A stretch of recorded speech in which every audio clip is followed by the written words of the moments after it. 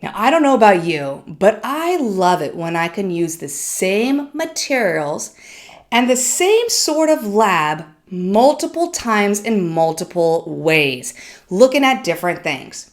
Hi, I'm Christy from Adventures in ISTEM, and I love helping other middle school teachers empower their students to take ownership of their learning.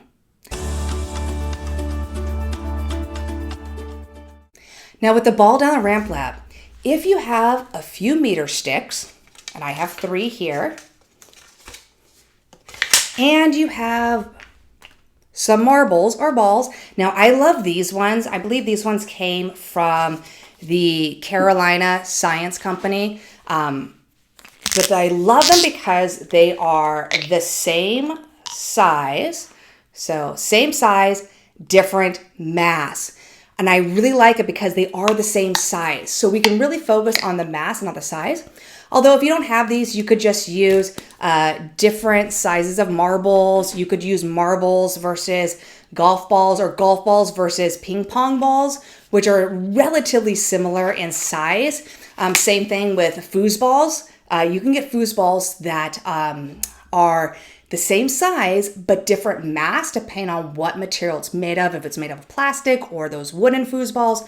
So something like that is what would be great to use. And then you can have so many different activities using these materials where the students are pretty much doing the same thing, but they're looking at it through a lens of something different. So for example, what you could do is you could take 2 meter sticks and put them together and tape them together. And the reason you're doing this is because it's going to create a little ramp there that the ball can fall on. So you do that, and the first thing you could do is measure for speed. So this would be a great one to find the speed of a ball. And all you do is 2 different heights. I like using books, old dictionaries, there's something to use for them because no one has dictionaries at all. So if you have old dictionaries, old encyclopedias that you haven't gotten rid of in your classroom, those are great to use as your heights for your ramps. Or you could use textbooks, you could use the students' notebooks, you could just use reading books. So any type of book that you have that the students might be using for reading, you could use that. You just want to raise it maybe 2 different levels, 3 at the most, to see the difference. And what you do is you have them, make it so that way the ramp itself is at the 20 centimeter mark there. And that's where it's at the edge of the books. And then you have the students put the marble at the top and measure the time it takes to go to the bottom. So this is 1 meter, so it would be 1 meter divided by that time, and that would give them the speed of meters per second. And you have them just do that to see how does height affect the speed of a ball, making sure that you're using the same ball each time. So that's one activity you can do with this. Second thing you can do is now you can move on to acceleration, where at the end of this, you could have a second meter stick and you put it at the end so that way they can see the ball is going down the ramp, and they measure the speed from the top of the ramp to the bottom. So they time that and get the speed. But then you'll also want them to time the time it takes to go from the bottom of the ramp to the end of the second meter stick, and they can get the speed of that. So now they have 2 speeds or 2 velocities, and they can use the formula final velocity minus initial velocity over time gives you acceleration. And they can see again, how does adding and changing the height of the ramp affect the acceleration of the ball. Now with this one, what's interesting is that, the ball is actually going to go faster as it's going down the ramp and then slow down as it's on the ground. So they're going to have a negative acceleration, which is a great conversation starter about what we call deceleration and how a negative acceleration still means they're accelerating. They are just slowing down is what it means. So that's another activity. You can also use it to find force and use it for Newton's second law. And the way you do that is, again, you're going to be using your ramp.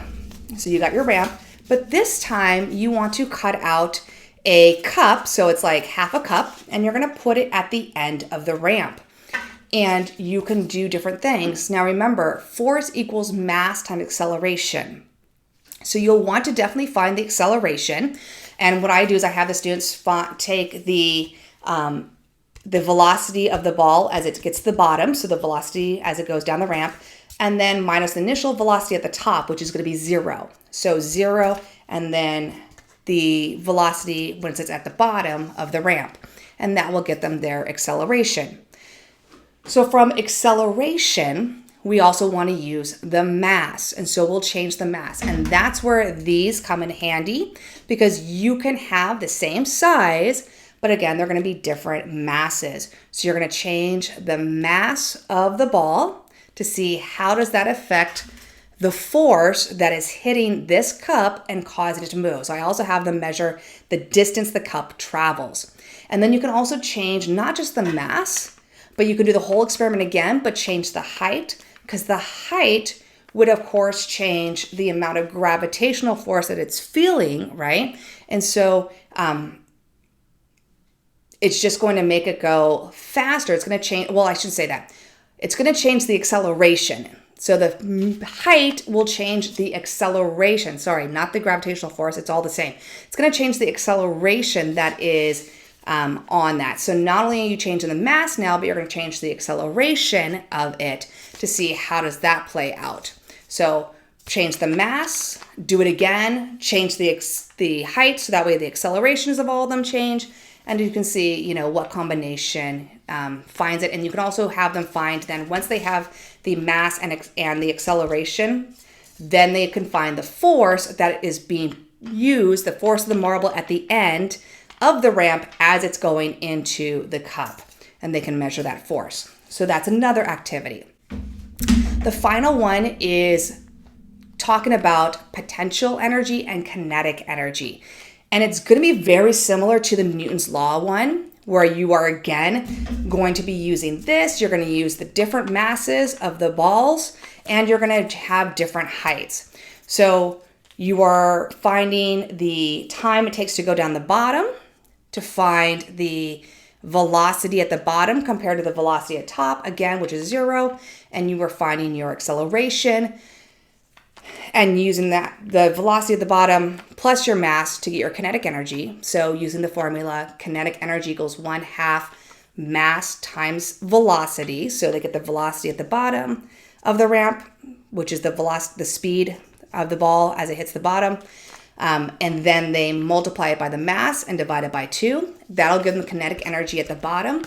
For the potential energy, they will measure the height of the ramp. So they're measuring the height of the ramp, and they're going to use that to find out the mass. So mass times gravity times height. So the height of the ramp plus the mass times gravity will give them potential energy. Now, the interesting thing is that the potential energy at the top is not going to match the kinetic energy at the bottom. In fact, the kinetic energy is going to be less. And so you can bring in conservation of energy and talk about, okay, why is it less? What is happening to the ball as it's going down here? Where is that energy going? And we can talk about friction and how, you know, the energy is turning to heat. And so that's actually warming it up. And that's why some of that energy is gone, and get into that kind of thing. And at the end, again, you're going to also have them measure the distance the cup travels to talk about, you know, as potential energy goes into kinetic energy, how much kinetic energy is now pushing that cup and transferring over to the cup, and how far can it make that cup go depending on how much kinetic energy it's starting with. So that's another one. So again, 4 different activities by using the exact same materials, 3 meter sticks, 2 taped together, some marbles or balls of different mass, and a simple styrofoam cup cut in half. Hope you enjoy that. Have a wonderful week, and don't forget to subscribe and turn on notifications if you like this video, and share it with others. Have a good day.